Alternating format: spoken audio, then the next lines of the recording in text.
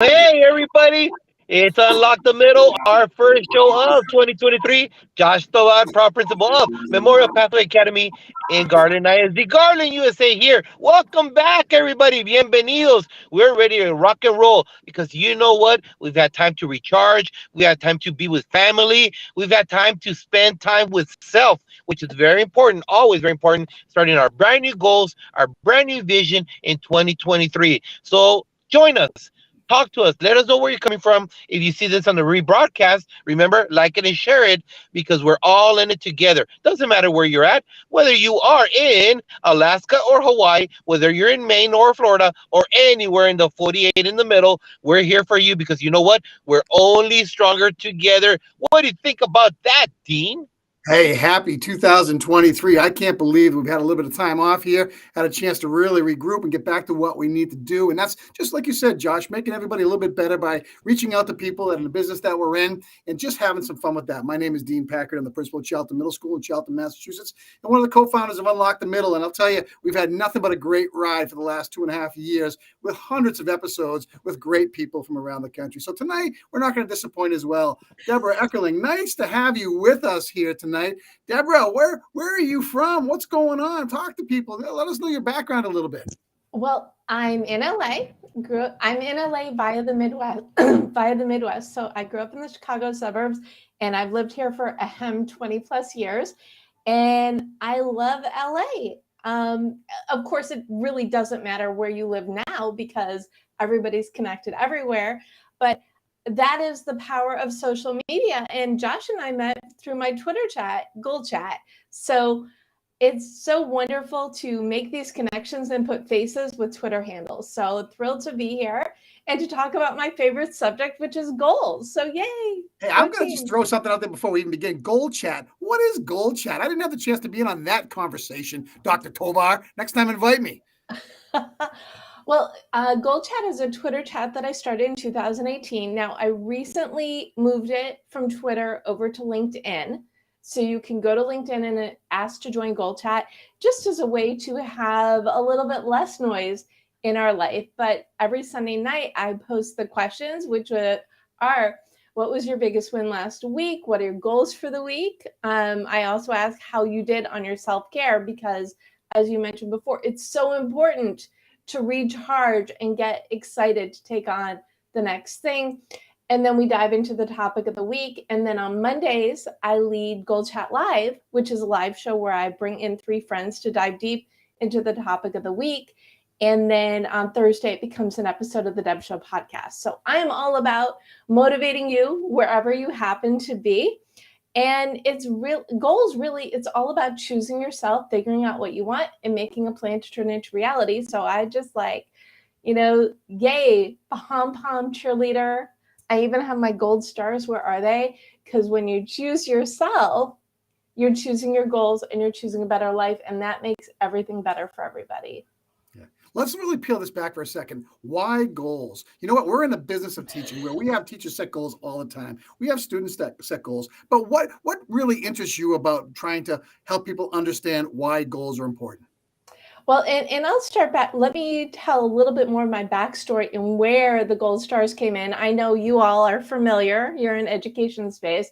But back when I lived in Chicago, I was doing events for Barnes & Noble in Schaumburg. And one day, one of my regulars came in and said, will you start a writer support group? And I said, if you think people will show up, let's give it a try. And for me, that meant, what did you accomplish? What are you working on? How can we support you? What are your goals for next time? And there's so much power in that environment of sharing what you're working on, getting support, and claiming what you're going to get done. So that's really where my goal journey doing this began. And my background is communications and project management. So everything works just so well together. But one day in group, someone said, where's my gold star?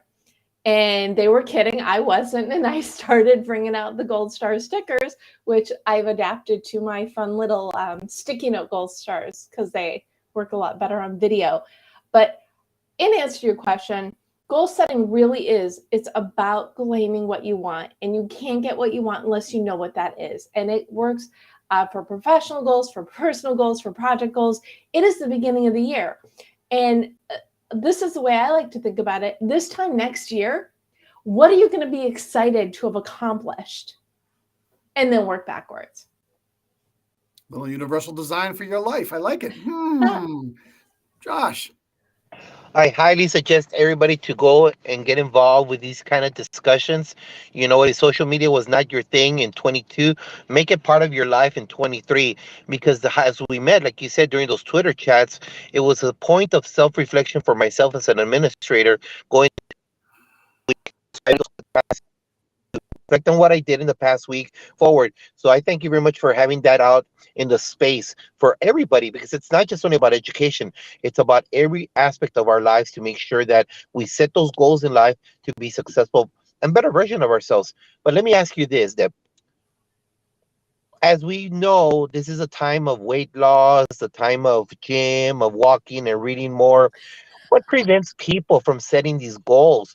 You know that's the number one obstacle, right? And people mock other people. Oh, I guess you gave up the no carb thing. Oh, I guess you gave up on non-reading thing. What prevents people from accomplishing their goals? Well, I think the biggest problem people have is they overthink their goals or they underthink their goals. They don't have a plan.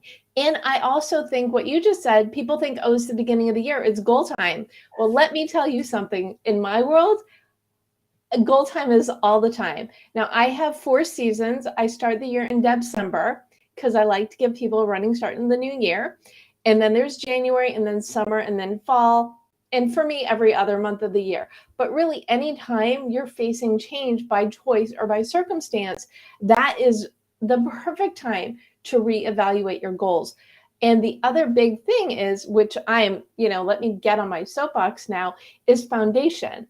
When you know what you want, you can make a plan to turn it into reality. And I'm talking about what you want, not necessarily your education, not necessarily the job you've been doing for years and years, not necessarily what you thought you wanted your life to be. The world has changed. Guess what? You have access to everything from the comfort of your home to change your life, whether you want to start a side hustle or learn how to do anything. Basically, you want to elevate your career for your job, more continuing education. You want your personal life to be better, to have more of that work-life balance or work-life harmony. But whatever it is, if you're asking yourself, okay, what can I do to make my life better? Great. That is really the first step. The second step is to really think about it and imagine, what does my perfect life look like? What is that thing? When I close my eyes and I think about my perfect life, what is that? I call it Goaltopia, word I made up for my book, because no word existed that meant reaching your goals and achieving the life that you want. So it starts there, and it also starts with being real with yourself and setting yourself up for success. Deb, what is the Deb method, and how does that work? I mean, I'm hearing this, and I love, we couldn't be successful if we didn't have goals, we didn't plan effectively. And you know what? I think each year as educational individuals, we get better and better at making smart goals and things of that nature that really tie into overall growth. But I want to know, what is the Deb method, and what does that look like? Okay, well, DEB stands for Determine Your Mission, Explore Your Options, Brainstorm Your Path.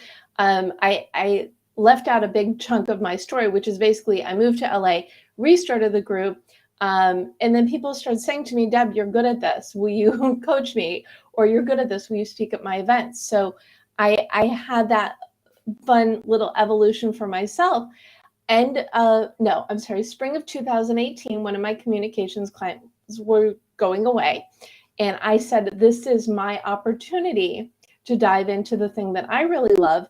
And my mom said to me, you hate SMART goals. Why don't you create DEB goals? So that's how the DEB method got named. And it's really everything that I've been teaching for years, which are these foundations. So D stands for Determine Your Mission. So again, you can't get what you want unless you know what you want, but also what is that mission behind it? So that's where you do the visualization. You write your current bio, where are you at, your future bio, where are you going?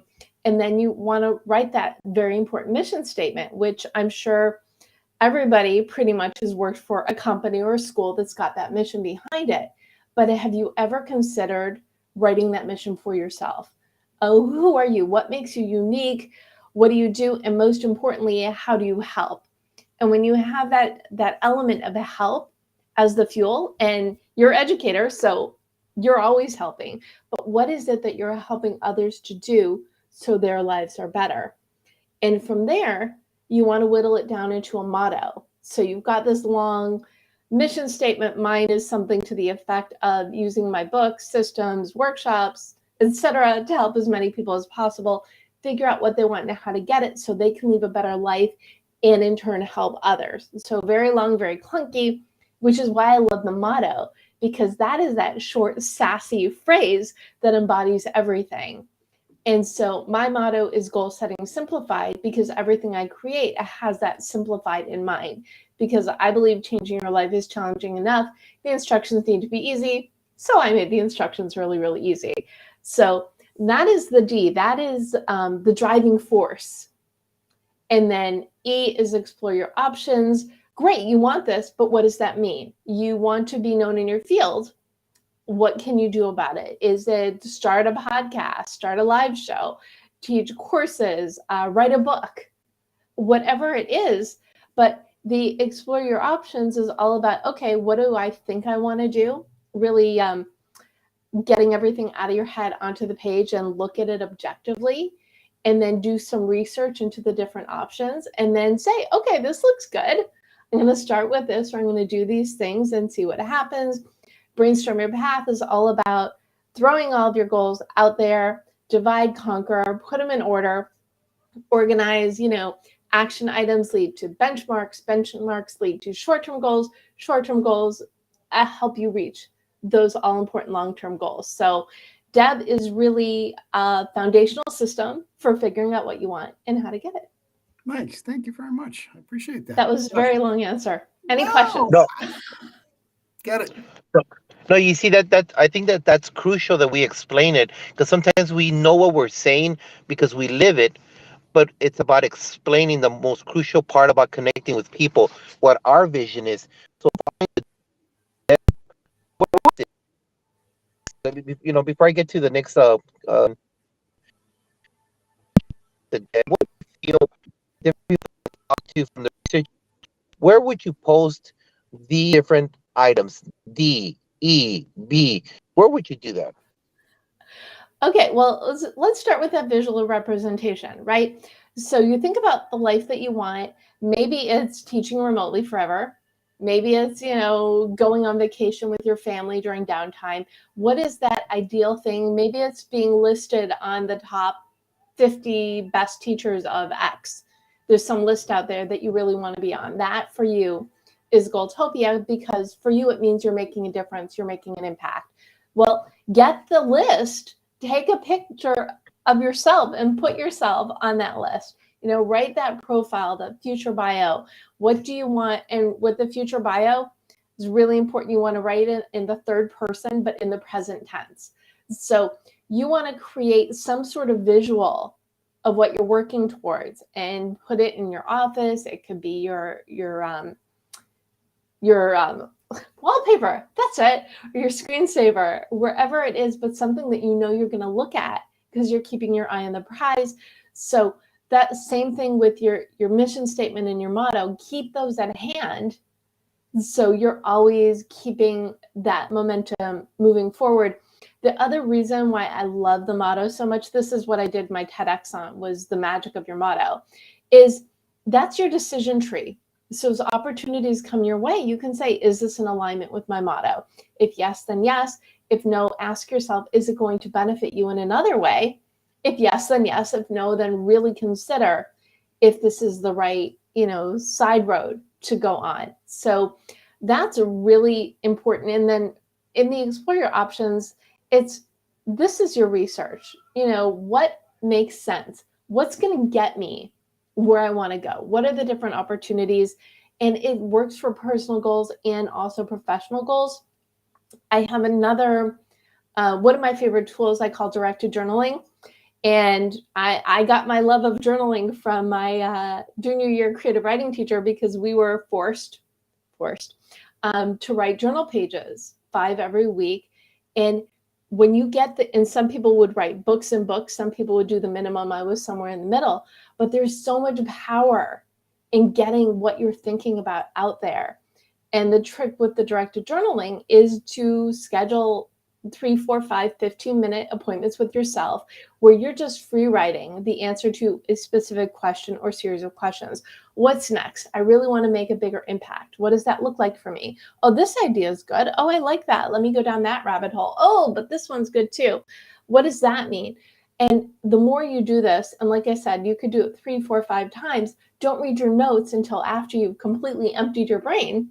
Then go back and find the common themes. And this can work also if you're having trouble figuring out what that mission and motto is or what your future is. But whatever it is, when you write it out and read through it, you're going to notice things that you thought were really at the top of the list, you barely mentioned, and something that was maybe deep-seated, something you loved doing when you were growing up, you didn't realize that you never lost that passion. The things that you mention a lot, that's got the fuel, that's got the energy. So take that opportunity to explore what that means and how to incorporate that into your life. And then again, in brainstorming your path, it's what do you need to do? And it's always personal goals, professional goals, short-term and long-term. I say write out 3 of each and put them again next to that visualization, next to that mission and motto. So you're looking at what you're trying to accomplish and keeping your eye on that prize. What's one thing that somebody can do to get started with goal setting that maybe doesn't do it right now? And, and define the purpose behind why they would want to get involved and do that. I'd say the first thing anybody could do is just schedule those 15-minute appointments with yourself. Maybe it's first thing Monday morning or Sunday night or Saturday afternoon. And if you have like a half an hour, make it a half an hour, but commit some me time to really exploring what's next for you. So the work is important, but committing to the work is even more important. I see this being very powerful, and I've done this before with students in my school. Have them create their own learning goals and what that means for them. Because if you don't have a direct pathway to something in life, guess what happens? Extraneous noise derails you. It just does. I know it happens to adults. So why wouldn't it happen to kids? So we started off on a school-wide initiative a few years ago. We tried to have students set goals every trimester. And those goals were short and succinct and to the point, and it helped drive them forward. I mean, what are your thoughts about something like that? I love it. And I will tell you that there's one woman who took a workshop from me a couple years before I rebranded as Deb. And I love telling the story because I've been teaching the same thing. I just gave it my name, but she teaches a podcasting class. And since my workshop, beginning of every semester, she has them set a mission and a motto. And then at the end, they revisit it and see if it's still the same or if it needs to be reworked. So I love that. The idea of celebrating these victories, right? And it doesn't matter what age you are. I mean, can I tell you how excited adults are to get the little gold star stickers?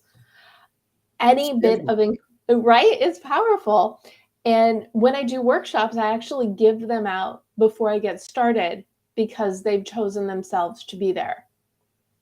And choosing yourself is the first and most important goal to achieve before you could achieve anything else. So yes, incorporating it in the classroom, even if it's something minor. What is a bookathon? What is a readathon? It's committing to a number of books you're going to read in a certain amount of time. I'm sure there's like a math equivalent, right? So what is, and this is important for students, but also teachers, anyone in education or not in education, what is something that's going to make you happy, that's going to excite you, that's going to help you be even more better you, right? And what can you do, even if it's for 15 minutes a week, to work towards that goal? Let's say you've always wanted to write a book. Well, who has time? Well, let me tell you, when you get to the point where it's time to write the book, you will know. But you can use those 15-minute sessions to just bring them, when I write that book someday, this is what I'm going to put in there. And it doesn't have to be an hour, doesn't have to be twice a week. 15 minutes a week will add up. And not only that, when you get the momentum, you're going to see it's not just 15 minutes, it's 30 minutes. You're going to, okay, I'll get up another 15 minutes earlier. I'll stay up a little bit later. Find the time that works for you. But you want that, not only that momentum, but when you do the things that you love to do. I mean, let's face it, not everybody loves their job all the time. Okay, I do, because I get to talk about goals. And educators, you probably love what you do 99% of the time. So what do you do on those days when you're not loving it? Do something that you love and bring that energy in. Because when you love what you do, it shows. When you don't love what you do, it really, really, really shows. Amigo, you're on mute. So I apologize, little technical stuff here on this part. But you know what, Deb? You told us specifically, you told the listener about writing down, about posting it, about making yourself and projecting to be one of the top 50 teachers and put yourself there. Actually, what are other ways right now? Because people are thinking goals. We all know this. In this country, we all start making our goals. What are other ways that an individual, doesn't matter what field, it doesn't have to be education, engineering, working at, I don't know, O'Reilly's, whatever it might be. What are other ways they could set themselves up for being successful individuals? Okay, I've got great ideas for this, but I want to ask you, what will one or both of you share one of your goals for the year? Because that would be a great way to use as an example.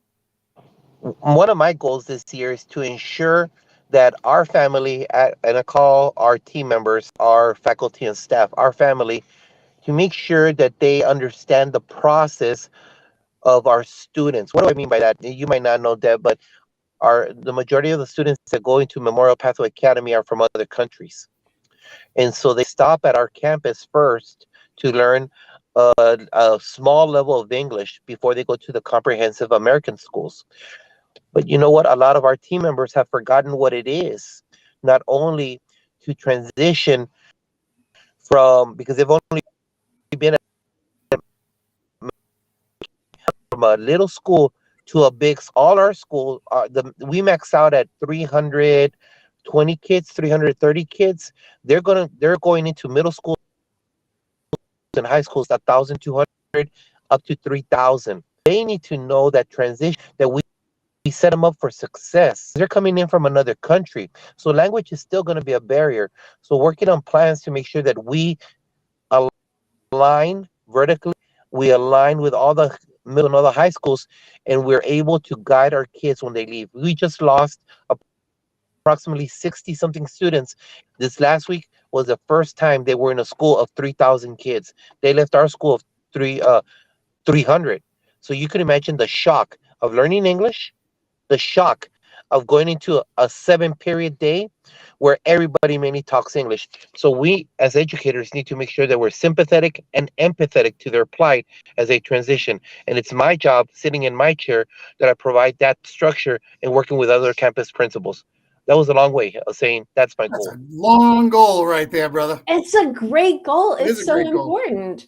And I would start with making a list of what are the things that you can do to educate and empower, but also maybe even make a list of the different scenarios of what the students are going to go through when they transition out, and the scenarios of when they're coming in. So I would start with those 3 lists. What is the list of what they're going to have to deal with once they start with your school? What's a list of what's going to happen of all eventualities when they're transitioning into the larger schools? And then what are things that the teachers, and even ask the teachers, what would empower them? What do they need to do? And then I'm guessing you do continuing education with your teachers. How often do you do it? Is it once a week? Is it once a month? Is it consistent? Do you bring food? How can you make those continuing education experiences more interactive and more open to questions? Something else you might want to do is just start, I don't know if you have this like an open chat, which you can do within probably your email system that your school uses, or start a Slack channel or some sort of forum where the teachers can post questions that they're encountering as they encounter them, and they can get the support. And the other thing is, I'm sure you're not the only school that does this. So what I'm giving you another bonus goal is to find the other schools that are in similar situations and maybe start another sort of chat. So, and in terms of goal setting, put the time on your calendar once a week where you are going to commit to figuring out these problems, finding solutions.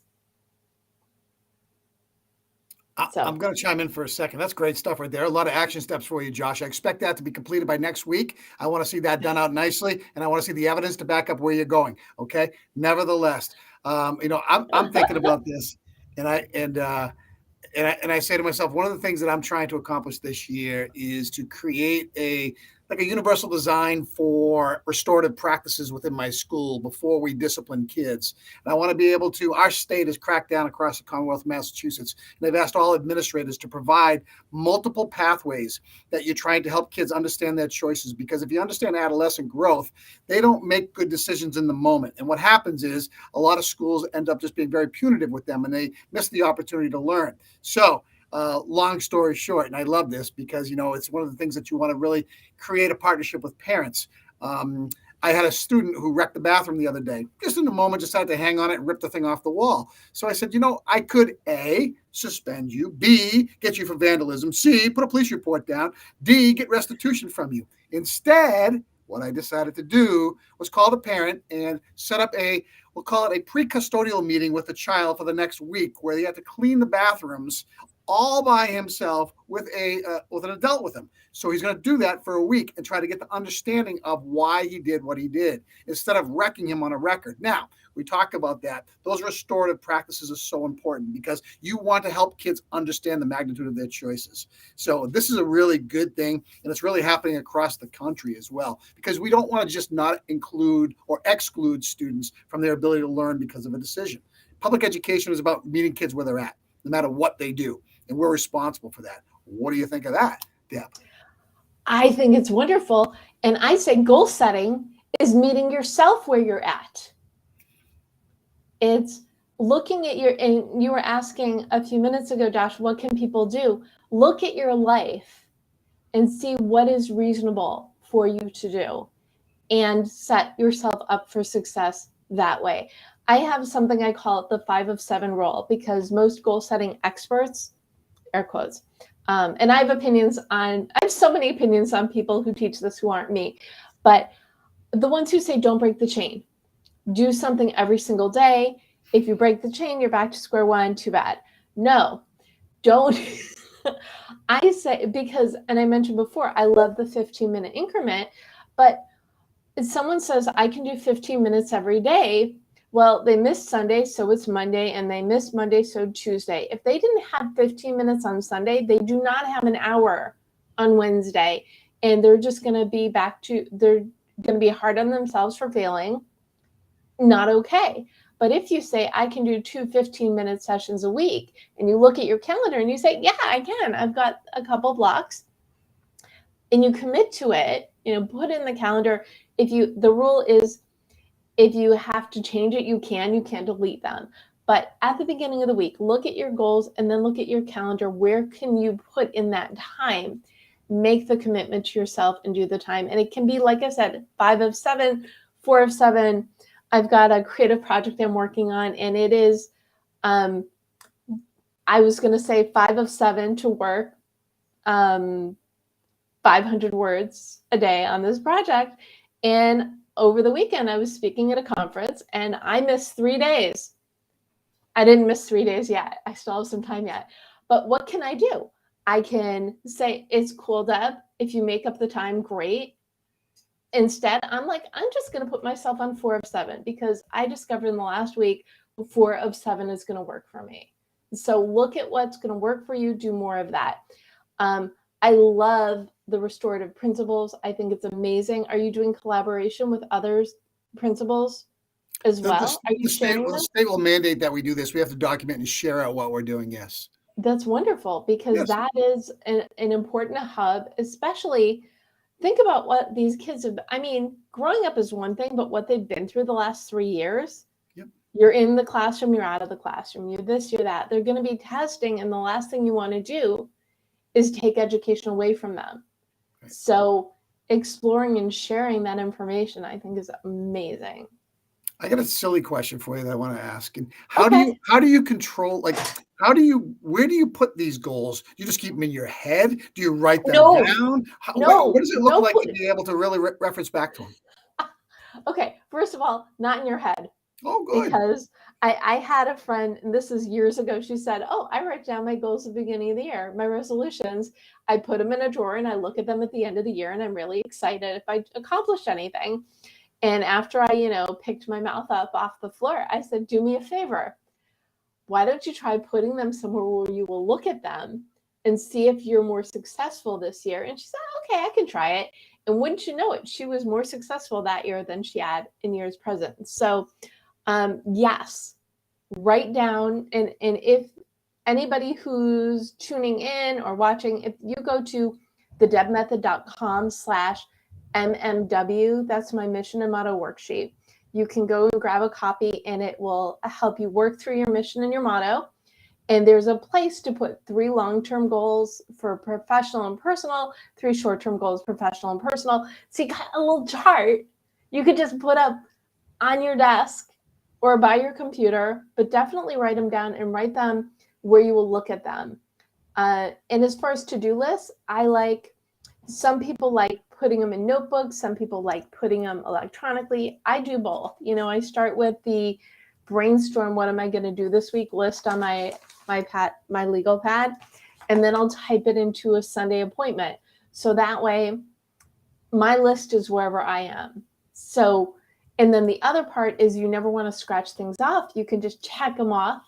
And with the electronic list, I put done in all caps. And then at the end of the week, you can copy it and paste it for the next week. And then delete the dones, keep the ongoing, and add anything new. So it's a way you want to, again, meeting kids where they're at, meeting yourself where they're at. Put it somewhere where you're going to look at it and let it inspire you to keep moving forward towards achieving your goals. One more thing I want to add before, Josh, you do this. What I find a lot with people is they overdo the goals for themselves. So again, the older I've got, the more simplified my goals have gotten. Because you know what, I remember when I was young, and I don't want to tell you how old I am, but I'd have 15 goals, okay? And I'd never get to any of them, especially when it came to what I needed to do within my school. So what I've learned over time, give me 3 to 5 things that I really want to focus on and do really well, and keep them as my core goals. And then what we do is we take that from our strategic planning or our school improvement plans, and we really buckle down and dig in and try to make our schools really connect with what those goals are all about. I love that. And that's perfect, because you're being realistic and you're setting yourself up for success. And some of your goals, they can be like really minor. As I was talking before, it's like your action items lead to the benchmarks, and then the benchmarks lead to those short-term goals. And then the short-term goals get you to those long-term goals. So you can have dream goals in there, but you can also have some easy goals in there, because I want you to win. We want everybody to win, right? So look at your life, see what's reasonable, but also go back to that mission and motto. How are these goals going to help you create the life that you want? Love it. Love it. Hey, Deb, real quick. You have people show them your book? Oh, yes, of course. Please. Thank you. Your goal Where could they guide. get where could they get that book? They can get this book at their favorite place to buy books. It's on Amazon. If you go to yourgoalguidebook.com, it redirects to Amazon. But you can find it at any place that you like to buy books. And the first half of your goal guide will take you through the DEB method. There's lots of exercises and examples. And then the second half goes through strategies for success. There's worksheets, there's resources. It's like me in your pocket. Good. Awesome. basically. And what about on the socials? Where can they reach out for you? Okay, you can find me at the Deb Method everywhere, or you can look me up and connect with me on LinkedIn. Just send me a note and say that this is where we met. And I'd love to. You can't reach your goals on your own. You need your people. So let's be each other's people. Oh, and I'm also at thedebmethod.com, and people are welcome to email me info@thedebmethod.com. And that's exactly how we start 2023 with a goal show with the leader of the goals right there. This is free PD, no excuses. Welcome back, educators. We love you, we care about you, and most importantly, Deb, you shared the knowledge out there, so there's no excuse. Set them No goals, excuse. write them down, and you know where. Right here, right here. This is right there. Reach out to her, let her know what's going on, because you know what? We do need that help. And it's time for us to start bending the knee. We don't know how to, and go to the professionals, because that's what she does. So thank you very much for being here. We're looking forward to having everybody on. Our two shows are coming back every Tuesday. We have our office hours at what time, Dean? 9 o'clock Eastern Standard Time. Here he does it again. What are you At doing what to me, time, man? Dean? Was it 8 o'clock Eastern 8 Standard Time? o'clock, Dean. You're killing me, And the man. red Red and the Zone's at red nine zone o'clock on every. Thursdays. We're working backwards here. We're working Oh, I backwards. don't know about this guy. I think he's still You're on killing me. Massachusetts time. Thank Wow. you, everybody. Hey, Dean, thank you. Welcome back, everybody. What you got to say about that, Dean? Hey, create your roadmap. Let it be driven by the goals that you put down for yourself. Deborah, thank you so much for being with us tonight. Thank you for enlightening us about why goals are important, and most importantly, about how to create those roadmaps for success. All you guys out there, please make sure you follow Debra Eckerling, and she is going to be there ready for you guys to help you guys get to your next level. That's all we got, guys. Hey, be well. Great to have you with us. More importantly, keep making a difference for the people around you. Thanks.